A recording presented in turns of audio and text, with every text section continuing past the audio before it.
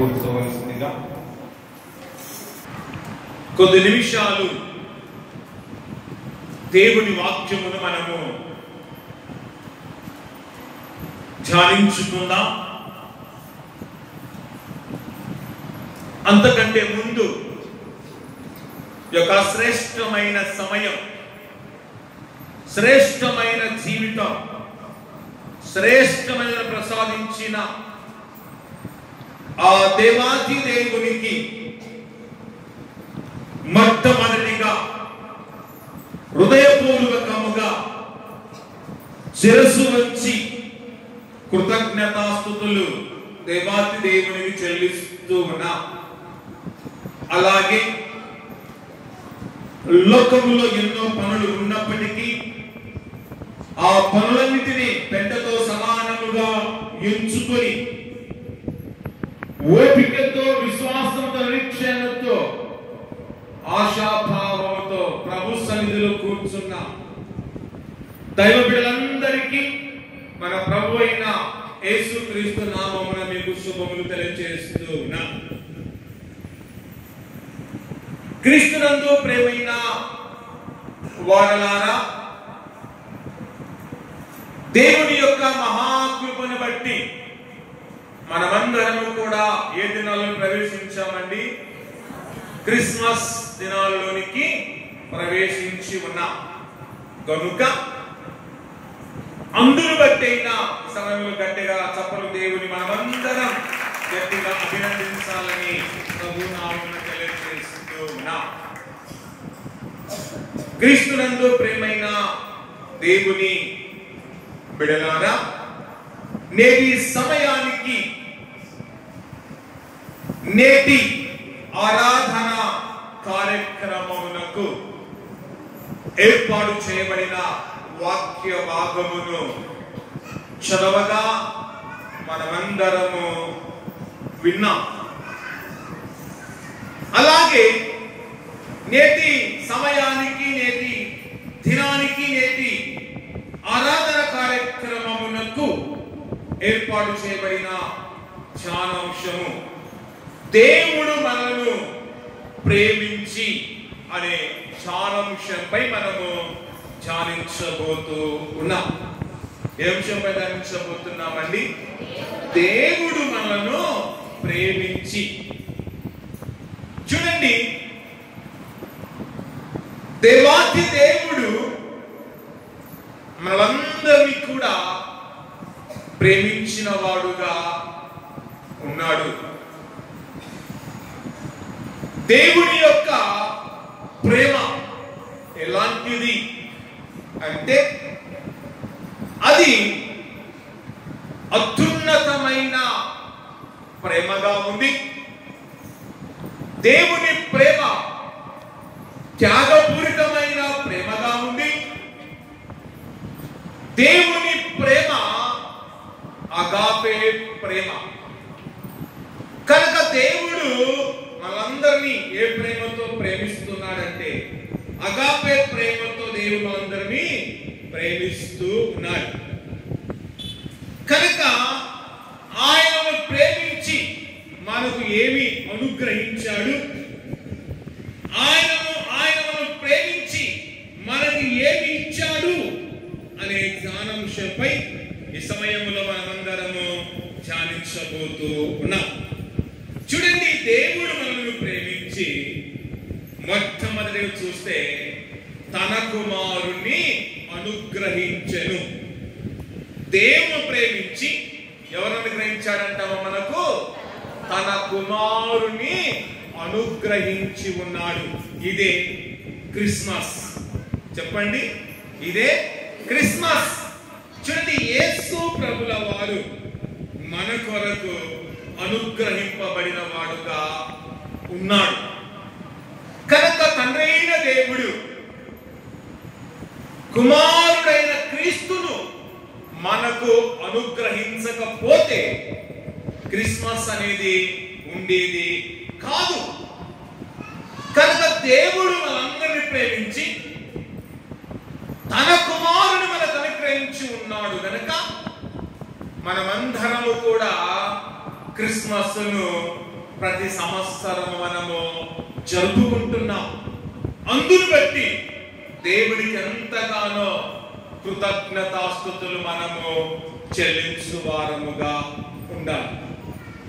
కనుక దేవుడు తన కుమారుని చూడండి ఒక బహుమతిగా మనకు అందించి ఉన్నాడు.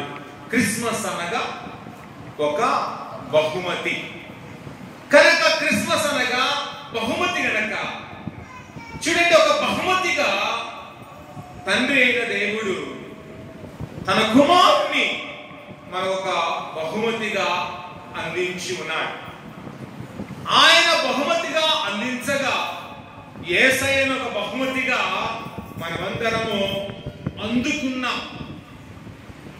బహుమతిగా అందుకుంటున్నాడు. నీవు అందుకున్నా నీవు మన జీవితంలో కూడా ఎన్నో క్రిస్మస్లు గడిచిపోతూ ఉన్నాయి.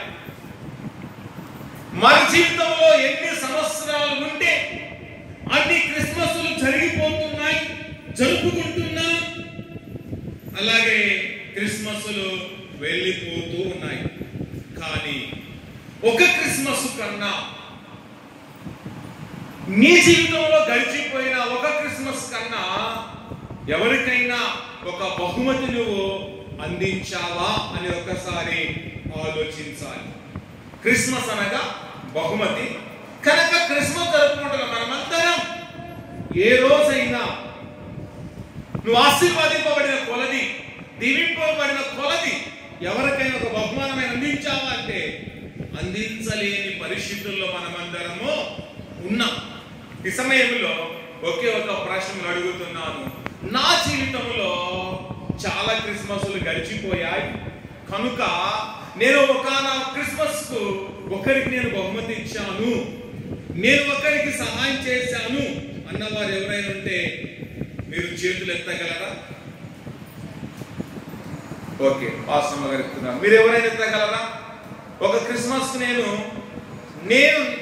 దీవింపబడిన కొలది నేను ఒకరికి బహుమతి ఇచ్చాను అని మీరు ఎవరైనా చేయగలరా అని నేను అడుగుతున్నాను. ఎత్తగలరండి? ఎత్తలేరు. ఎందుకంటే మీరు ఎవరికి కూడా బహుమతి ఇవ్వలేదు. క్రిస్మస్ రాగానే మనం బట్టలు కొనుక్కోవడం, క్రిస్మస్ రాగానే మనం వంటలు చేసుకోవడం, క్రిస్మస్ రాగానే మనము అన్ని సమకూర్చుకొని సంబరపడిపోతున్నాము. కానీ అలా క్రిస్మస్ అనగా క్రీస్తును గురించి ఎవరికి మనము చెప్పలేక, క్రిస్మస్ అనగా మనం తెచ్చిన బట్టలు మనమే కట్టుకొని మురిసిపోకుండా ఇతర వారు ఎవరైనా లేని వారు ఉంటే, లేకపోతే ఎవరైనా ఇబ్బందుల్లో ఉన్నవారు ఉంటే వారికి క్రిస్మస్ దినాన ఒక చిన్న బహుమతి ఇవ్వడానికి మనమందరము సిద్ధపడు వారుగా ఉండాలి. సరే, మీరు ఇంతవరకు ఎవరికి మీరు బహుమతి ఇవ్వలేదు, సరే వదిలేద్దాం. సరే, మన యొక్క సంఘంలో ఎంతో మంది కాపరులు సేవ చేసి వెళ్ళిపోయారు. ప్రస్తుతం నేను సేవ చేస్తూ ఉన్నాను. పోయిన కాపరులకు కానీ ఉన్న కాపరికి కానీ ఒక క్రిస్మస్ దినాన నేను ఒక బహుమతి ఇచ్చాను అని ఎవరైనా మీరు చెప్పగలరా? ఎవరైనా మీరు చేయగలరా? చెప్పండి, ఎత్తగలరండి? ఇచ్చిన వారైతే ఎత్తగలరు, కానీ ఈయన వారే చేయగలరండి? ఎత్తలేరు. కనుక క్రిస్మస్ అంటే మనం చేసుకోవడమే అని మనం అనుకుంటున్నాం. కనుక అది కాదు క్రిస్మస్ అంటే. క్రిస్మస్ అనగా అందరము కలిసి సంతోషంగా చేసుకోవడం, లేని వారికి సహాయం అందించడం, లేకపోతే మన కొరకు నిత్యం ప్రార్థన దైవజనునికి కూడా క్రిస్మస్ దినాన్ని ఏదో ఒక గిఫ్ట్ ఇవ్వడం అనేది అదే ఒక నిజమైన క్రిస్మస్, అదే సత్యమైన క్రిస్మస్ గా మనమందరము ఎంచుకుని వారముగా ఉండాలి. అందుకే చదవని వాక్య భాగాన్ని మనం చదువుకుందాం. చదవండి. దేవుడు లోకమును ఎంతో ప్రేమించెను. ఎంత అండి? ఇంతనా? ఎంతో అంటే అంతులేని ప్రేమతో ప్రేమించిన వాడిగా ఉన్నాడు. ఆయన ప్రేమకు చూడండి ఫుల్ స్టాప్ అనేది లేదు. దేవుడు లోకమును ఎంతో ప్రేమించిన వాడుగా ఉన్నాడు. ఈ లోకమంతటిని ఆయన సమానమైన ప్రేమతో ప్రేమించాడు. లోకములో తెగలు ఉన్నాయి, లోకములో మతాలు ఉన్నాయి, లోకములో తారతమ్యాలు ఉన్నాయి, లోకములో రకరకాలైన మనుషులు ఉన్నారు. అయినప్పటికీ కూడా దేవుడు అందరినీ ఒకే రీతిగా ప్రేమిస్తూనే ఉన్నాడు, అందరినీ ఒకే రీతిగా చూస్తూ ఉన్నాడు. ఎందుకంటే దేవుని ప్రేమలో వ్యత్యాసం లేదు, దేవుని ప్రేమలో తేడా లేదు, దేవుని ప్రేమలో తారతమ్యము లేదు. కనుక దేవుడు అందరినీ, ఈ ప్రపంచమంతటిని, ఈ సృష్టి అంతటిని ఆయన ఒకే ప్రేమతో ప్రేమిస్తూ ఉన్న విధానాన్ని మనం చూస్తున్నాం. క్రీస్తు ప్రేమించినట్టుగా, దేవుడు మనం ప్రేమించినట్టుగా అందరిని మనము ప్రేమిస్తున్నామా అంటే ప్రేమించలేకపోతున్నాం. మనలోనైతే తారతమ్యాలు ఉన్నాయి. మన ప్రేమలో తారతమ్యం, మన ప్రేమలో స్వార్థం అనేది ఉంది. కానీ దేవుని ప్రేమలో స్వార్థము లేదు, దేవుని ప్రేమలో సమానత్వం కనబడుతుంది, దేవుని ప్రేమలో మంచితనం కనబడుతుంది, దేవుని ప్రేమలో ఐక్యత అనేది కనబడుతుంది. కనుక ఆ క్రీస్తు ప్రేమ, దేవుని ప్రేమను మనము కలిగి జీవించువారముగా ఉండాలి. తర్వాత కాగా ఆయన తన అద్భుత కుమారునిగా పుట్టిన వాని యందు విశ్వాసముంచు ప్రతివాడు. ఎవరి యందు విశ్వాసముంచు ప్రతివాడండి? తన అద్భుత కుమారునిగా అనగా యేసుక్రీస్తునందు విశ్వాసముంచు ప్రతివాడు నశింపక నిత్య జీవం పొందునట్లు ఆయనను అనుగ్రహించెను. ఎవరిని? యేసు ప్రభుల వారిని దేవుడు మనకు అనుగ్రహించాడు. ఎప్పుడు అనుగ్రహించాడు? 2020 సంవత్సరాల క్రితములో యేసు ప్రభుల వారిని దేవుడు మనకు అనుగ్రహించాడు. గనక ఈ రోజుకు మనమందరం ఇంకా ఆయన యొక్క చూడండి జన్మదినాన్ని మనము జరుపుకుంటున్నాం, క్రిస్మస్ ను మనము జరుపుకుంటున్న నీవు క్రీస్తుని ఎరగని వారిని, క్రిస్మస్ అంటే తెలియని వారికి నీవు క్రీస్తుని గురించి చెప్పాలి. క్రిస్మస్ అంటే ఏదో తెలియని వారికి క్రిస్మస్ ను పరిచయం చేయాలి. అంటే ఏదో ఒక చిన్న బహుమతి ఇచ్చి నువ్వు పరిచయం చేయాలి. ఏదో ఒకటి ఇచ్చి క్రీస్తుని గురించి చెప్పొచ్చు. దేవుని యొక్క కృప, దేవుని యొక్క ప్రేమను మనమందరము పొందుకుని వారుగా ఉండాలి. క్రిస్మస్ అంటే మనం చేసుకొని సంబరపడిపోవడం కాదు, కానీ అనేకులను క్రీస్తులోనికి నడిపించి, అనేకులను క్రిస్మస్ లోనికి పాలిభాగస్తులను చేస్తూ అది జరుపుకుంటే నా విషయంలో దేవుడు ఎంతగానో సంతోషించువారుగా, ఎంతగానైనా ఆనందించే దేవుడుగా ఉన్నాడు. కనుక నువ్వు క్రిస్మస్ చేసుకుని సంబరపడుతున్నావు, కానీ నీ విషయంలో దేవుడు ఏ రోజైనా సంబరపడుతున్నాడా లేదనేది ఒక్కసారి మనము ఆత్మ పరిశీలన మనము చేసుకుని వారముగా ఉండాలి. తర్వాత చూడండి, రెండో విషయాన్ని మనం గమనిస్తే దేవుడు మనల్ని ప్రేమించి, చూడండి రెండోదిగా దేవుడు మనల్ని ప్రేమించి ఆశీర్వదించును. దేవుడు మనల్ని ప్రేమించి ఏం చేస్తున్నాడు అండి? ఆశీర్వదిస్తూ ఉన్నాడు. కనుక ఎందుకు ప్రేమిస్తున్నాడు అంటే మనమందరము ఆయన బిడ్డలము గనక, మనమందరము ఆయన చేత నిర్మింపబడిన వారము గనక, మనమందరము ఆయన సృష్టి గనక, అందుకే దేవుడు మనందరినీ ప్రేమిస్తూ ఉన్నాడు. చూడండి, మన బిడ్డలను మనం ఎలాగైతే ప్రేమిస్తూ ఉన్నామో, మనకు పుట్టిన బిడ్డలు వారు ప్రేమించినా ప్రేమించకపోయినా తల్లులు ఏం చేస్తూ ఉంటారండి?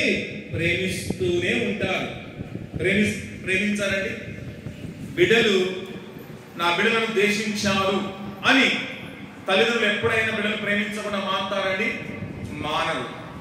పిల్లలు ఎంత ద్వేషించినా, పిల్లలు ఎంతగా విడనాడినా, పిల్లలు తల్లిదండ్రులు ఎంత బాధ పెట్టినా తల్లిదండ్రులు మాత్రం పిల్లలను ప్రేమిస్తూనే ఉంటారు. అదే విధముగా దేవుడు మన సృష్టికర్త గనుక, మనమందరం ఆయన యొక్క బిడ్డలు గనుక, మనమందరం ఆయన రూపంలో రూపింపబడిన వారు గనుక, మనము ప్రేమించకపోయినా ఆయనను ప్రేమిస్తూ ఉన్నాడు. ప్రేమిస్తూ నా బిడ్డలు చాలా ఆశీర్వాదకరంగా ఉండాలి, నా బిడ్డలు చాలా జీవనకరంగా ఉండాలి, నా బిడ్డలు ఉన్నతమైన వారుగా ఉండాలి, ఈ సొసైటీలో నా బిడ్డలు తలెత్తుకొని ఉండాలనే ఉద్దేశంతో దేవుడు తన బిడ్డలను ప్రేమించి ఏం చేస్తుందో తెలుసా? ఆశీర్వదిస్తూ ఉన్నాడు. కనుక దేవుని ఆశీర్వాదం మనకు రావాలి అంటే మొట్టమొదటిగా దేవుని ప్రేమ పొందడం నేర్చుకోవాలి. దేవుని ప్రేమ పొందకుండా మనమందరము ఆశీర్వాదింపబడలేము. కనుక దేవుని ప్రేమిస్తూ ఉన్నాడు కనుక ఆయన ప్రేమ పొంది ఆ తర్వాత ముందు వెళుతూ ఉంటే దేవుడు తప్పక వాళ్ళందరినీ కూడా ఆశీర్వదిస్తాడని నమ్మి దేవుని ఆశీర్వాదము కొరకు, దేవుని దయ కొరకు, దేవుని యొక్క ప్రేమ కొరకు మనమందరము ఎంతగానో ఎదురు చూచు వారముగా ఉండాలి. దైవ గ్రంథములో మనం పరిశీలిస్తే చూడండి, చాలా మంది దేవుడు ప్రేమించి ఆశీర్వదించిన విధమును దైవ గ్రంథములో మనం చూస్తున్నాం. అదేవిధంగా వారిని ఆశీర్వదించినట్టుగా దేవుడు కూడా ఆశీర్వదించాలంటే మనము కూడా ఆయన ప్రేమను మనము కనుగొని ఆయన నామములో మనమందరం ఆశీర్వాదింపబడిన బిడ్డలుగా మనమందరము ఉండాలి. దైవ గ్రంథములో మనం చూస్తే ఆదికాండము 24వ అధ్యాయం మొదటి వచనం నుండి మనం గమనిస్తే అక్కడ మన పితరుడైన అబ్రహామును చూస్తున్నాం. ఎవరు కనబడుతున్నారు అక్కడ? మన పితరుడైన అబ్రహామును చూస్తున్నాం. ఆయన చూడండి విశ్వాసుల తండ్రిగా ఉన్నాడు.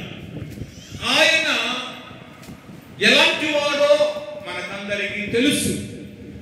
అబ్రహాము యొక్క విశ్వాసం ఏమిటో తెలుసు, అతని యొక్క భక్తి జీవితం ఏమిటో తెలుసు, అతని యొక్క నడవడిక ఏమిటో తెలుసు, అతని యొక్క సిస్టమాటిక్ ఏమిటో తెలుసు, అతని యొక్క గుణలక్షణాలు ఏమిటో మనకు తెలుసు, అతని యొక్క విధి విధానం ఏమిటో మనమందరము ఎరిగిన వారముగా ఉన్నాం. మనమే అబ్రహామును గురించి ఇంత ఎరిగిన వారముగా ఉంటే దేవాది దేవుడు అబ్రహామును గురించి ఎంత ఎరిగి ఉంటాడో ఒకసారి మనం ఆలోచించాలి. అందుకే దేవుడు ఆయన గురించి సంపూర్ణంగా ఎరిగిన వాడిగా ఉన్నాడు కనుక అబ్రహామును గురించి సంపూర్ణంగా దేవుడికి తెలుసు కనుక దేవాది దేవుడు అబ్రహామును ఆశీర్వదించినట్లు చూస్తున్న, అబ్రహామును ప్రేమించి అబ్రహామును ఆశీర్వదించినట్లు దైవ గ్రంథములో చూస్తున్న. చదవండి. అబ్రహాము బహుకాలము గడిచిన వృద్ధుడై అన్ని విషయములోను అబ్రహామును యెహోవా ఆశీర్వదించెను. చూడండి, ఇక్కడ అబ్రహాము వృద్ధాపదశలో ఉన్నాడు. వృద్ధాపదశలో ఉన్న సమయంలో చూడండి, దేవాది దేవుడు అబ్రహామును అన్ని విషయాల్లో, ఒక విషయము కాదు, 2 విషయాలు కాదు, 10 విషయాలు కాదు, అన్ని విషయాల్లో ఏం చేశాడంటే ఆశీర్వదించాడు. ప్రతి విషయములో, ప్రతి విధానములో దేవుడు అబ్రహామును ఆశీర్వదించాడు. ఒక కోణంలో కాదు, 4 కోణాల దేవుడు అతన్ని ఆశీర్వదించాడు. కనుక మనము కూడా అబ్రహాము లాగా అన్ని విషయాలు ఆశీర్వదించే ఆశీర్వదించబడాలి, 4 దిశలలో 4 కోణాలను ఆశీర్వదించబడాలి అంటే అబ్రహాము లాంటి విధి విధానాన్ని మనం ఆస్వాదించుకొని, అబ్రహాము లాంటి గొప్ప సాక్ష్యము మనము కలిగి జీవిస్తే, అబ్రహాము లాంటి నడవడిక మనలో ఉంటే, అబ్రహాము లాంటి భక్తి జీవితం నీలో నాలో ఉంటే, అబ్రహాములో ఉన్న విశ్వాసంలో ఉంటే, అబ్రహామును ఆశీర్వదించే దేవుడు ఖచ్చితంగా మనల్ని కూడా ఆశీర్వదిస్తాడు, ఖచ్చితంగా దీవిస్తాడని మనమందరము ఎరుగువారముగా ఉండాలి. కనుక దేవుని ఆశీర్వాదం ఏం చేస్తుందంటే మనందరినీ కూడా గొప్పవారిగా మారుస్తూ ఉంది. దేవుడు అబ్రహాము ఎప్పుడైతే ఆశీర్వదించాడో అబ్రహాము గొప్పవాడుగా మార్చబడ్డాడని దైవ గ్రంథములు చూస్తున్నాం. అబ్రహాము గొప్పవాడుగా మార్చబడ్డాడని ఒక వ్యక్తి సాక్ష్యం ఇస్తున్నాడు. ఎవరు ఆ వ్యక్తి అని మనం ఆలోచిస్తే అక్కడ చూడండి, ఆదికాండము 24వ అధ్యాయము 34వ వచనాన్ని చదవండి. అంతటా అతడు ఇట్లనెను, నేను అబ్రహాము దాసుడను, యెహోవా నా యజమానుని బహుగా ఆశీర్వదించెను గనుక అతడు గొప్పవాడాయను. చూడండి, ఇక్కడ అబ్రహామును గూర్చి ఎవరు సాక్ష్యం ఇస్తూ ఉన్నారు? మీకే ప్రశ్న. చెప్పండి. ఎలియాజరు సాక్ష్యం ఇస్తూ ఉన్నాడు. ఏమని సాక్ష్యం ఇస్తున్నాడండి? యెహోవా నా యజమానుని బహుగా ఆశీర్వదించెను, ఆయన గొప్పవాడాయను అని ఎలియాజరు అబ్రహామును గూర్చి సాక్ష్యమిస్తూ ఉన్నాడు. కనుక మనం కూడా అబ్రహాము లాగా దేవుని ద్వారా ఆశీర్వదించబడితే అనేకులు మన గురించి కూడా ఈ విధముగా సాక్ష్యం ఇస్తారు. ఆయన దేవుని వల్ల ఆశీర్వదించబడ్డాడు, అతడు దేవుని వల్ల దీవించబడ్డాడని మన గురించి కూడా సాక్ష్యం ఇస్తారు. కానీ మనం ఎక్కడ వేసిన గొంగలి ఎక్కడ ఉన్నట్టుగా మనం ఉంటే మన గురించి ఎవరు సాక్ష్యం ఇవ్వరు, మన గురించి ఎవరు పట్టించుకోరు, మన వైపు ఎవరు చూడరు, మన గురించి ఎవరు కూడా ఆలోచించరు. మన గురించి అనేకులు ఆలోచించాలి. మనం అనేకుల యొక్క చూడండి మెదడులో మనమందరము అలా మెదుల్లో మనమందరము చూడండి మెదులుతూ ఉండాలి అంటే మనమందరము దేవుని ద్వారా ఆశీర్వదించబడి ఉన్నతంగా బ్రతుకుతుంటే అందరూ మన గురించి ఆలోచిస్తూ ఉంటారు, అందరూ మన గురించి మాట్లాడుకుంటారు. కనుక నీ గురించి మాట్లాడుకోవాలి అంటే ఖచ్చితంగా అబ్రహాము లాగా నేను దేవుని ద్వారా ఆశీర్వదింపబడడానికి, దేవుని ద్వారా దీవెనపడడానికి ప్రయత్నిస్తూ దేవుని యొక్క శాశ్వతమైన తన కృపను మనం పొందుకొని ఈ క్రిస్మస్ దినాల్లో ఖచ్చితంగా నువ్వు ఆశీర్వదించబడాలి. ఈ క్రిస్మస్ దినాల్లో ఖచ్చితంగా దీవించబడి దీవెనకరమైన బిడ్డలుగా ఉంటూ రాబోతున్న క్రిస్మస్ ను బహు బలముగా మనము ఆశీర్వాదకరంగా జరుపుకునే దైవికమైన బిడ్డలుగా మనమందరము ఉండాలని ప్రభు నామమున తెలియజేస్తూ ఉన్నాం. అందుకే దేవుడు అందరినీ కూడా ప్రేమిస్తూ అందరినీ కూడా ఆశీర్వదిస్తున్నాడు అని మనమందరము తెలుసుకున్న వారముగా ఉండాలి. తర్వాత మూడవ విషయం చూడండి, దేవుని ప్రేమించి మన పాపముల నుండి విడిపించెను. చూడండి, దేవాది దేవుని ప్రేమించి ఏం చేశాడంటండి? మన పాపముల నుండి విడిపించాడు. యేసు ప్రభుల వారు ఈ లోకమునకు రాకపోయి ఉంటే, యేసు ప్రభుల వారిని తన తండ్రి ఈ లోకానికి పంపకపోయి ఉంటే మన స్థితి ఏమిటో ఒకసారి ఆలోచించాలి. మన పూర్వీక పరిస్థితి ఏమిటో మనకు తెలుసు. చూడండి, మన పూర్వీకులు చాలా దీనత్వములో వారు దరిద్రతలో బ్రతికిన వారుగా ఉన్నారు. మన పూర్వీకుల స్థితిని చూస్తే మన స్థితిని చూస్తే చాలా తేడా ఉంది. మన పూర్వీకులకు సరైన తిండి లేదు, మన పూర్వీకులకు కట్టుకోవడం సరైన బట్టలు లేవు, మన పూర్వీకులకు సరైన నివాసం చేయడానికి నివాసాలు లేవు. వారు కటిక దరిద్రతలో వారు బ్రతికిన వారుగా ఉన్నారు. అంటరాని వారిగా మన పూర్వీకులు జీవించారు. ముందర ముంత వెనక తాటా కట్టుకొని జీవించిన వారు మన పూర్వీకులు. ఎందుకంటే వీరు అంటరాని వారు, వీరు తక్కువ కులస్తులు అని అందరూ మనందరినీ కూడా తక్కువ అంచనా వేసిన వారి. కానీ యేసు ప్రభుల వారు ఈ లోకమునకు రావడం బట్టి, యేసు ప్రభుల వారు ఈ లోకంలో జన్మించడం బట్టి మన చరిత్ర మారిపోయింది. మన స్థితిగతులు మారిపోయాయి, మన పరిస్థితులు మారిపోయాయి, మన విధి విధానం మారిపోయి మనమందరము కూడా చూడండి ఏ స్థాయిలోకి వచ్చాం తెలుసా? రాజులైన యాజక స్థానములోనికి వచ్చాం. మనమందరం ఎవరమంటే రాజులైన యాజకులము అని మనమందరము చెప్పుకొని గర్వించే స్థాయికి దేవుడు తీసుకొచ్చాడు గనుక అందును బట్టి మనమందరము దేవునికి కృతజ్ఞతాస్తుతులు చెల్లిస్తూ గట్టిగా చప్పట్లు కొడుతూ దేవుని మనమందరము అభినందించే వారుగా ఉండాలి. ఈరోజు దేవుడు మనము దీవించాడా లేదంటే ఎంతగానో ఆశీర్వదించాడు. కట్టుకోవడానికి బట్టలు ఉన్నాయి, ఉండడానికి నివాసం ఉంది, కడుపు నిండా తినడానికి తిండిచ్చాడు, సమాజంలో కూర్చోడానికి తోడిచ్చాడు, అందరితో సమానం కూర్చున్న ఆధిక్యత దేవుడిచ్చాడు. అందరితో మనమందరం ఈ రోజు కలిసి ఉన్నామంటే అది దేవుడిచ్చిన వరం, దేవుడిచ్చిన ఆధిక్యత. అలాంటి దేవుడు నువ్వు మర్చిపోతూ ఉంటే నీ అంత వ్యర్థుడు ఉండడు, నీ అంత మూర్ఖుడు నమ్మి ఆ దేవుని మరవకుండా తలంచుచు మనమందరము ఆయనకు లోబడి వారముగా ఉండాలి. కనుక దేవుని లోకానికి వచ్చి మన పాపములన్నిటి నుండి విడిపించి మనందరం ఆయన పవిత్రులుగా మార్చాడు.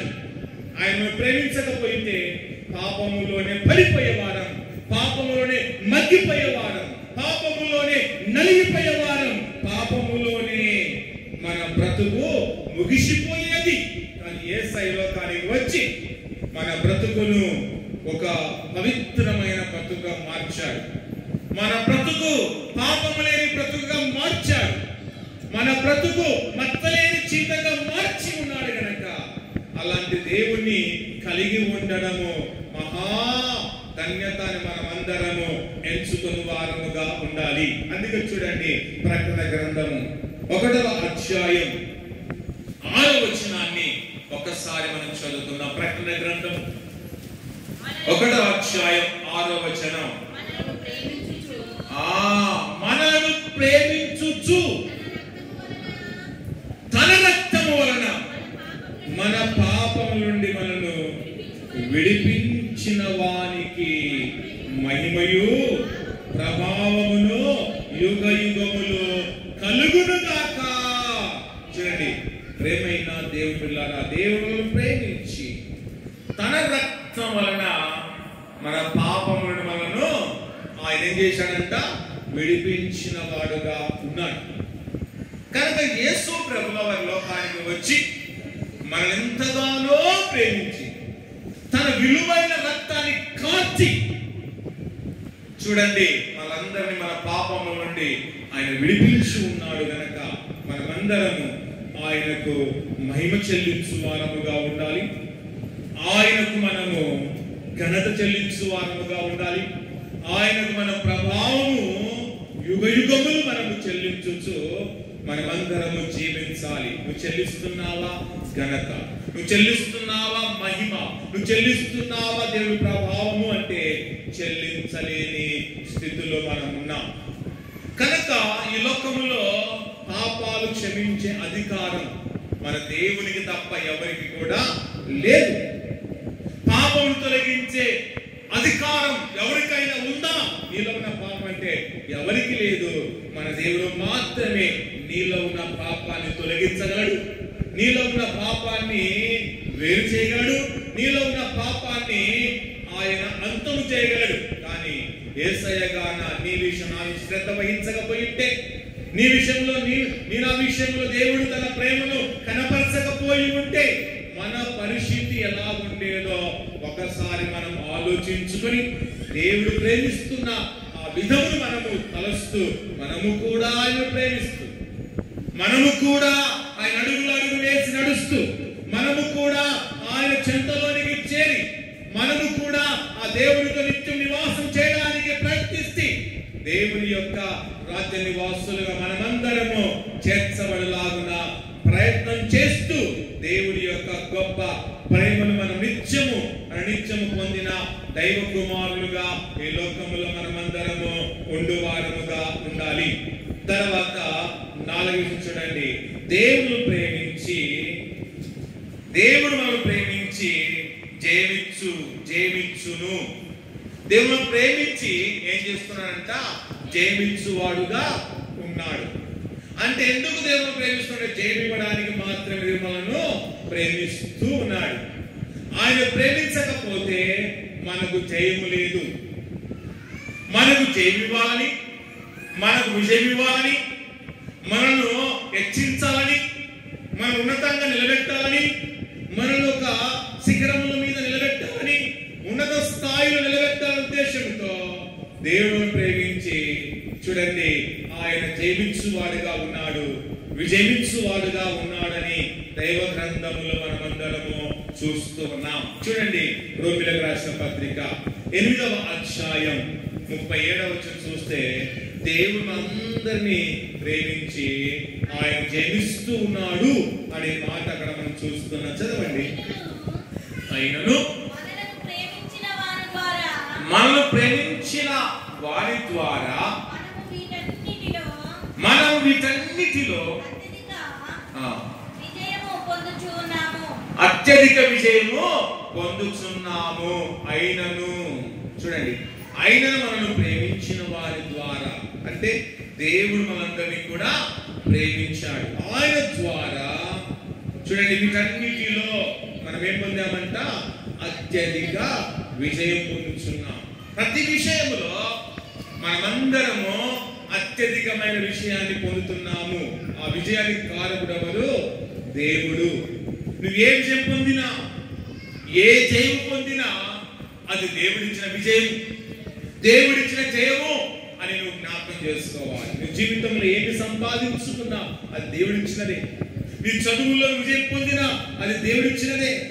నీ చదువుల్లో ఉద్యోగం సంపాదించినా అది దేవుడిచ్చిన విజయమే, దేవుడిచ్చిన జయమే అని జ్ఞాపకం చేసుకో. ఎందుకంటే దేవుడు మనకు జయం ఇవ్వడానికి మనం ప్రేమిస్తున్నాడు, మనకు విజయాన్ని ఇవ్వడానికి దేవుడు ప్రేమిస్తున్నాడు, మనకు మంచి స్థాయి ఇవ్వడానికే, మంచి ఓద ఇవ్వడానికే దేవుడు ప్రేమిస్తూ ఉన్నాడని ఎరగాలి. కానీ ఆయన ప్రేమిస్తూ ఉంటే ఆయన ప్రేమను చులకన చేస్తూ ఉన్నాం. ఆయన మనపై దయ చూపుతుంటే నీ దయ నాకు అవసరం లేదులే, నాకు లోకము దయ మచ్చుకుందిలేని లోకమున దయను కోరుకుంటూ ఉన్నా. దేవా నువ్వు నాకు అవసరం లేదు, మనుషులుంటే నాకు చాలు అనుకునే వారు సమాజంలో ఉన్నారు. దేవా నీతో నాకు అక్కరలేదు, నానే వారు ఉంటే చాలు, వారే నాకు అక్కరా అనుకుంటున్నారు. కానీ ఒకానొక సమయం వచ్చినప్పుడు ఎవరు నీకు కూడా ఉండరు, ఎవరు నిన్ను ఆదుకోరు, ఎవరు నీకు సహాయం చేయరు. కానీ నిన్ను ప్రేమిస్తున్న దేవుడే ఎప్పుడూ ప్రేమిస్తూనే ఉంటాడు. నిన్ను ఆశీర్వదిస్తున్న దేవుడే ఎప్పుడు ఆశీర్వదితంగా ఉంటాడు. కనుక ఆయన ఆశీర్వాదం ఇస్తుంటే ఆశీర్వాదం పొందుతాం. ఆశీర్వదిస్తున్న నాకు వద్దు అంటే ఆశీర్వాదం మన చేతులారా మనమే కోల్పోతాం. అందుకంటుంటాం కదా, అడగంది అమ్మాయినా అన్నం పెట్టదు. పెద్దదమ్మ అడగందే అమ్మ అన్నం పెడుతుందా? పెద్దది. అడుగుతేనే అమ్మాయినా అన్నం పెడుతుంది. నువ్వు అడుగుతేనే దేవునికి ఏదైనా ఇస్తాడు, అడుగుతేనే దేవునికి ఏదైనా అనుగ్రహిస్తాడు. నువ్వు అడగకపోయి మౌనంగా ఉంటే ఏది కూడా పొందలేవు. ప్రేమిస్తుంటే ప్రేమ ఉంటుంది, కానీ ఆయన ద్వారా ఏదైనా పొందాలంటే అడగడం మనం నేర్చుకోవాలి. ఆయన అడిగితే చాలు, అడిగే ప్రతిదానికైనా ఉత్తరం ఇచ్చువాడిగా ఉన్నాడు. అడిగే ప్రతిదానికి జవాబిచ్చే దేవుడు, అడిగే ప్రతిదాన్ని ఇవ్వడానికి సిద్ధంగా ఉన్న సమర్థుడు మన దేవుడు కనుక అందుకు అడిగి ఆయన ద్వారా అన్నిటిని మనము పొందిన వారముగా ఉండాలి. కనుక ప్రియ నేస్తమా, ప్రియ దేవుని బిడ్డలారా, దేవుడు ఎందుకు మనం ప్రేమిస్తున్నాడు అంటే 4 విషయాలు జీవించుటకే, మనం బ్రతికించుటకే, తన జీవములను నడిపించుటకే, తన సత్యములను నడిపించుటకే, తన రాజ్య నివాసులు చేర్చడానికే ఆయన మనం ప్రేమిస్తూ ఉన్నాడని ఎరిగి ఆయన ఇచ్చే ప్రతిదీ మనమందరం పొందుకొని, ఏ జీవితాన్ని పొందుకొని, జయము పొందుకొని, ఘనతలు పొందుకొని, ప్రభావములు పొందుకొని ఉన్నతమైన బిడగా మనం బ్రతుకుతూ అనేకులకు ఆదర్శంగా జీవిస్తూ దేవుని యొక్క నిజమైన సాక్షిగా, ఆయన యొక్క చూడండి క్రీస్తు సాక్షిగా నీవు నేను నిలబడుతూ ముందుకు మనము కొనసాగడమే ఒక విధానముగా ఎంచుకొని, ఒక మార్గం ఎంచుకొని నడిచే వారముగా ఉండాలని ప్రభు నామమున తెలియజేస్తూ ఉన్నాం. తర్వాత చూడండి 5వ విషయాన్ని గమనిస్తే, చూడండి దేవుడు మనల్ని ప్రేమించెను. ఎందుకు ప్రేమించనంటే విడవకూడదని దేవుడు మనం ప్రేమించను. 5వ విషయం అంటే దేవుడు ఎందుకు ప్రేమించను అంటే మనను విడవకూడదు అనే ఉద్దేశంతో దేవుడు మనం ప్రేమిస్తూ ఉన్నాడు. ఎందుకంటే ఆయన ఒకసారి ప్రేమించిన తర్వాత ఆయన విడిచిపెట్టే దేవుడు కాదు. మనం విడవకూడదనే ఉద్దేశంతోనే దేవుడును ప్రేమిస్తూ ఉన్నాడు. కనుక ఆయన ప్రేమను పొందిన నీవు ఎప్పటికి విడవబడవు. ఆయన ప్రేమ పొందకపోతే నువ్వు విడవబడుతావు, పడిపోతావు, జారిపోతావు అనేది మనమందరము తెలుసుకుని వారముగా ఉండాలి. అందుకే మనం చూస్తున్నాం. చూడండి వాక్య భాగంలో చూస్తే ఇర్మియా గ్రంథం 31వ అధ్యాయం 3వ వచనం గమనిస్తే అక్కడ ఒక శ్రేష్టమైన మాట చూడండి. ప్రవక్త అయిన ఇర్మియాకు దేవుడు సెలవిస్తున్న మాటగా మనం చూస్తున్నాం. చాలా కాలము క్రిందట యెహోవా నాకు ప్రత్యక్షమై ఇట్లా నేను శాశ్వతమైన ప్రేమతో నేను నిన్ను ప్రేమించుచున్నాను. చూడండి ప్రేమైన దేవుని బిడ్డలారా, ఇక్కడ ఎవరు శాశ్వతమైన ప్రేమతో ప్రేమిస్తున్నారండి? దేవుడు ఎవరిని ప్రేమిస్తున్నాడు? ఇర్మియాను ప్రేమిస్తున్నాడు. ఏ ప్రేమతో? తాత్కాలికమైన ప్రేమతోనా? అంతలో మాయమైన ప్రేమతోనా? కాదు, శాశ్వతమైన ప్రేమతో అతన్ని ప్రేమిస్తూ ఉన్నాడు.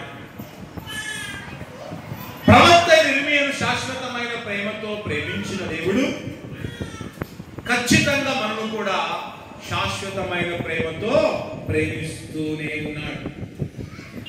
ఆయన నిత్యము ప్రేమిస్తూ ఉన్నాడు. రోజునకు 24 గంటలు 24 గంటలు దేవుడు మనల్ని ప్రేమిస్తూనే ఉన్నాడు. కానీ ఒక క్షణమైన దేవుణ్ణి ప్రేమిద్దాం అనే ఆలోచనలో ఉందా? ఒక గడి అయిన దేవుని ప్రేమిద్దాం, లేకపోతే జీవితాంతం ప్రేమిద్దాం అనే తీర్మానం ఏ రోజు తీసుకున్నావా అంటే తీసుకోలేకపోతున్నా. కొందరు తీసుకున్నవచ్చు, కొందరు తాత్కాలికంగా దేవుణ్ణి వాడుకొని వదిలిపెట్టే వాళ్ళు చాలా మంది ఉన్నారు. అవసరాల కొరకు దేవుని వాడుతారు, అవసరం కొరకు దేవుని వాక్యం వింటారు, అవసరం కొరకు దేవుని అందరికి వస్తారు. అవసరం దొరికిపోయిన తర్వాత అన్ని వదిలిపెట్టి పోయేవారు సమాజంలో చాలా మంది ఉన్నారు. కానీ అలాంటి విధానములో మనం ఉండకుండా దేవుడు అందరూ శాశ్వతమైన ప్రేమతో ప్రేమిస్తున్నాడు కనుక మనం అదే ప్రేమతో దేవుని మనము తిరిగి ప్రేమించువారముగా ఉండాలి.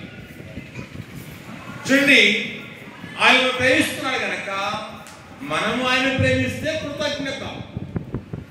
ఆయన మనం ప్రేమిస్తున్నాడంటే ఆయనది వన్ సైడ్ లవ్ మనం ప్రేమించకపోతే మన జీవితం ఎలాంటిదంటే కృతజ్ఞత లేని జీవితం. కనుక మనం మాత్రమే ప్రేమిస్తున్నాము దేవుడిని, అది కూడా మనది వన్ సైడ్ లవ్ అవుతుంది. కానీ దేవుడు అలా ఎప్పుడు అనుకోడు. నువ్వు ప్రేమిస్తే చాలు, ఖచ్చితంగా ఆయన మనందరినీ ఆల్రెడీ ప్రేమిస్తున్నాడు కనుక నువ్వు ప్రేమిస్తే చాలు, ఆయన ప్రేమిస్తూనే ఉన్నాడు అని మనమందరము ఎరగాలి. కనుక దేవుని ప్రేమకు లోక ప్రేమకు చాలా వ్యత్యాసం ఉంది. ఎంత వ్యత్యాసం తెలుసా? భూమికి ఆకాశానికి ఎంత వ్యత్యాసం ఉందో అంతే వ్యత్యాసం దేవుని ప్రేమకు లోకములో ఉన్న ప్రేమకు అంతే వ్యత్యాసం ఉంది అని మనం జ్ఞాపకం చేసుకోవాలి. కనుక ప్రియ దేవుని బిడ్డలారా, ప్రియ విశ్వాసులారా, నా జీవితంలో మనమందరము నేర్చుకోవలసింది దేవుని ప్రేమను గురించి నేర్చుకోవాలి. దేవుని యొక్క గుణలక్షణం నేర్చుకోవాలి. దేవుని యొక్క తత్వాన్ని మనమందరము నేర్చుకునే వారముగా ఉండాలి. తర్వాత కింద చదవండి. గనుక విడువకాని ఎడల కృప చూపుచున్నాను. చూడండి, దేవుడు శాశ్వతమైన ప్రేమతో ఇర్మియాను ప్రేమిస్తూ అంటున్నాడు, విడువకని ఎడల కృప చూపుచున్నాను. విడువక ఎలాగైతే దేవుడు అతని ఎడల కృప చూపుచూ ఉన్నాడో అలాగే మనం కూడా ప్రేమిస్తూ విడువక నా ఎడల ఏం చేస్తున్నాడు తెలుసా? కృప చూపుతూ ఉన్నాడు. దేవుడు ఎందుకు మనం ప్రేమిస్తున్నాడంటే విడవకూడదు, నా బిడ్డలని, నా బిడ్డలు ఎడబాయకూడదు అని ఆయన ప్రేమిస్తూ ఉన్నాడు. అంటే ఆయన ప్రేమ ఎంత గొప్పదో అని మనం జ్ఞాపకం చేసుకొని చూడండి, రాబోతున్న ఆ యొక్క క్రిస్మస్ లోనికి మనమందరం ప్రవేశించబోతున్న మనం ఒక తీర్మానం, ఒక నిర్ణయం తీసుకొని మనము ముందుకు వెళ్ళాలి. ఎందుకు అంటే మన జీవితంలో దేవుడు చేసిన ప్రతిదీ మనం తలంచాలి. కనుక ఈరోజు ఎంత సంబరంగా మనమందరము మన జీవితంలో క్రిస్మస్ జరుపుకుంటున్నామంటే దానికి కారకుడు యేసు ప్రభుల వారి లోకానికి రావడం బట్టి, యేసయ్య యొక్క బహుమానంగా మనకు అందించబడ్డాడు కనుకనే జరుపుకుంటున్నాం. గనక ఆయన జన్మదిన సందర్భముగా మనము కూడా ఏదో ఒకరికి మనం దీవించబడిన కొలది ఒక చిన్న బహుమతి, ఎంత బహుమతి అని కాదు కానీ, ఎంత విలువైనదని కాదు కానీ, ఎంత చిన్నదైనా ఎంత పెద్దదైనా నీవిచ్చే బహుమానం మంచి మనతో ఇస్తే అదే గొప్ప బహుమానం అని ఎంచుకొని ఈ దినం నుండి ఒక నిర్ణయాన్ని తీసుకొని ఒక ఆలోచనతో మనం కూడా అనేకులను క్రిస్మస్ లోనికి పాలిభాగస్వం చేస్తూ క్రీస్తులోనికి అందరిని నడిపిస్తూ అతి సంతోషంతో రాబోతున్న క్రిస్మస్ ను మనమందరము జరుపుకునే వారముగా ఉండాలి. కనుక ప్రియ దేవుని బిడ్డలారా, మన జీవితాల్లో సమస్యలు వస్తాయి, శ్రమలు వస్తాయి. వచ్చాయని నేను ఎప్పుడు కూడా కృంగిపోకూడదు. చిన్న ఉదాహరణ ఏంటంటే, వజ్రం ఎంత ఒత్తిడికి గురైతే అంత ప్రకాశవంతంగా మెరుస్తూ ఉంటుందంట. వజ్రం చూడండి, ఎంత ఒత్తిడికి, ఎంత శ్రమ గురైతే అంత ప్రకాశవంతంగా వజ్రం మెరుస్తూ ఉంది. మనం కూడా ఎన్ని శ్రమలకు లోనైతే, ఎంత సమస్యలను ఎదుర్కొంటే అంతగా మనము ఇంకా వజ్రములాగా ప్రకాశవంతంగా మారుతామని ఎరగాలి. కానీ శ్రమ వచ్చినని నువ్వు కృంగిపోవద్దు, బాధ వచ్చినని కృంగిపోవద్దు.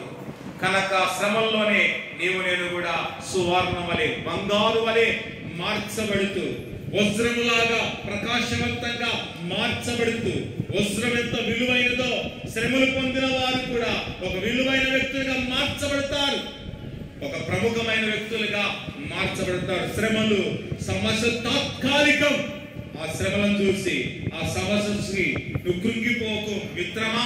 వారిని జయించి ఒక ప్రకాశవంతమైన దేవుని బిడ్డగా, ఒక ప్రకాశవంతమైన క్రీస్తు బిడ్డగా మనమందరము ముందుకు మనము కొనసాగే వారముగా ఉండాలి. కనుక మనమందరము కూడా ఎవరినో పోలిక నడుచుకోకూడదు, ఎవరిని మనం పోలికగా పెట్టుకోకూడదు. మనకు మనమే పోటీ, మన పోలిక మనకే మనం అనించుకోవాలి. కానీ కొందరు వారు నాకు పోటీ, వీరు నాకు పోటీ అని ఇతర వారిని పోటీ పెట్టుకుంటారు. కానీ ఎవరికెవరు పోటీ కాదు, నీవే పోటీ, నీకు నీవే సాటి అని ఎంచుకొని ఈ రోజు బతికిన దానికంటే రేపు ఇంకా మెరుగ్గా బతకడానికి ప్రయత్నించు. ఈ రోజు నా విశ్వాసం కంటే రేపు అధికమైన విశ్వాసం ఆలోచించు. రేపున్న విశ్వాసం కంటే ఎల్లుండి విశ్వాసం ఇంకా అధికంగా సంపాదించుకోవాలని ప్రయత్నం చేస్తూనే ఉండాలి. ఈ రోజు బతికినది చాలు, ఈ రోజు తిన్న తిండి వరకు చాలు అనుకోకూడదు. ఈ రోజు పప్పు అన్నం తింటే రేపు బిర్యానీ తినాలని ఆలోచన రావాలి. ఏం రావాలమ్మా? ఈ రోజు పప్పనం తింటే రేపు బిర్యానీ తినాలి అనే ఆలోచనతో బ్రతకాలి. రేపు మంచి మంచి వంటకాలు ఈరోజు తిన్నాము, ఈరోజు సరైన తిండి తినలేదంటే రేపు మంచి ఇంకా ఉన్నతమైన వంటగా తినాలి, ఇంకా ఉన్నతంగా బ్రతకాలనే ప్రయత్నం ఉంటే నువ్వేదైనా సాధించగలవు. ప్రయత్నం లేకపోతే నువ్వెంతలో ఉంటావో అంతలోనే ఉంటావు. కనుక ప్రయత్నించని వాడు మనిషి కాదు, ప్రయత్నించని వాడు వేస్ట్ అని మనం అందరం జ్ఞాపకం చేసుకోవాలి. నిజదేవి పొందాలన్న ప్రయత్నం అనేది చాలా అవసరం. యేసు ప్రభుల వారు కూడా ఈ లోకంలోనికి వచ్చి ఎంత ప్రయత్నం చేశారో తెలుసా? తన తండ్రి యొక్క రాజ్య సువార్త ప్రకటన ఎంతో ప్రయత్నం చేశాడు. తండ్రి యొక్క మాట నెరవేర్చడం ఎంతో ప్రయత్నం చేశాడు. పాపం వల్ల చూడండి రక్షణ ఎంతో ప్రయత్నం చేశాడు. పాపం వల్ల తన వైపున మళ్ళించడానికి ఎంతో ప్రయత్నం చేశాడు. అనేకులను ఆశీర్వదించడం ఎంతో ఆయన ప్రయత్నం చేశాడు. దేవుడే ప్రయత్నం చేసినప్పుడు మానవులమైన మనం ప్రయత్నం చేయడము చూడండి అవసరమా కాదంటారండి? అవసరమే. కనుక ప్రయత్నం చేద్దాం. దేవుడి ఉన్నతమైన జీవితాలను మనమందరం పొందుకొని భవిష్యత్తులో మనందరం బాగుండాలి. ఒకరు కాదు, అందరు కాదు, అందరూ బాగుండాలి, అందరిలో మనం ఉండాలనే ఆలోచనతో ఒక ధోరణితో ఒక ప్రణాళికతో మనం ముందుకు వెళ్ళదాం. ఈ దినాల్లో మనమందరం సంతోషం గడుపుదాం. ఈ దినాల్లో మనమందరం ఆనందంగా జీవిస్తూ క్రీస్తును మనము తలస్తూ క్రీస్తు యొక్క బిడ్డగా కుమారుడు కుమార్తె జీవిస్తూ దేవుని ప్రేమ పొందిన మనం దేవుని ప్రేమిస్తూ ఆయన శాశ్వతమైన ఆనందం ఆదరణ పొందుకొని విశ్వాసముతో మనము ముందుకు కొనసాగు వారముగా ఉందాం. ప్రార్థించుకుందాం. తరలించండి, ప్రార్థించుకునే తన కృప, తన సన్నిధిని, తన ఆశీర్వాదం, తన వాగ్దానానికి సమయంలో మనమందరం మన దేవునికి స్తోత్రాలు. ఇంతవరకు మీరు మాతో మాటబడి వందనాలు. మేమందరినీ వాక్య ప్రకారంగా జీవించే మహాకృప, మహాధన్యత మాకు దయచేయండి. మీరు మమ్మల్ని ఎంతగానో ప్రేమించారు. ప్రేమించి మీరు ఇచ్చిన వాటిని మేము తెలుసుకున్నాం. మేము కూడా నైనా ఆ విధంగా జీవించే కృపా భాగ్యం. ప్రార్థన మన మధ్యలో కూడా జయన సగం కాంతమ్మ గారు మనకు వచ్చే ప్రార్థనలో వాక్య పలుకు కొరకు ప్రార్థన ఇస్తాను.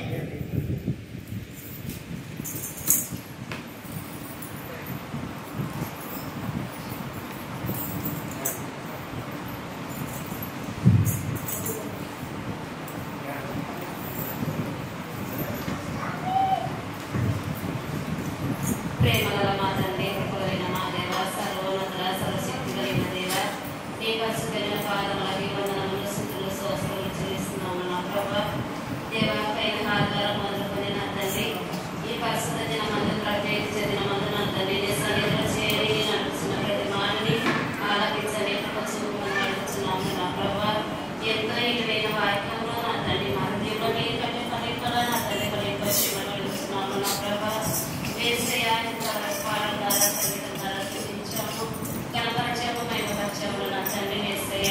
ఇక్కడ వచ్చిన ప్రతి బిడ్డని పేరు పేరుగా దీవించండి, ఆశీర్వదించమని బలపరచమని అడుగుతున్నాను నా ప్రభా. యేసయ్య అబ్రహాముని నా తండ్రి ఎలాగ ఆశీర్వదించినామో నా తండ్రి మమ్మల్ని అందరిని ఆశీర్వదించమని అడుగుతున్నాను నా ప్రభా. శాశ్వతమైన ప్రేమతో నా తండ్రి ఈ మీరని ప్రేమిస్తున్న గొప్ప దేవ, అలాగే మమ్మల్ని అందరూ ప్రేమించమని అడుగుతున్నాము నా ప్రభా. తండ్రి ఈ వాక్యంలో బలం తెలియని ఎంతో గొప్ప దేవుడు నా ప్రభా. అయ్యా కుటుంబాన్ని దీవించండి, ఆశీర్వదించమని బలపరచమని అడుగుతున్నాము నా తండ్రి. దేవ మా తలంలో మన అన్ని పెరిగిన దేవుడు నా ప్రభా. ఇక్కడ వచ్చిన ప్రతి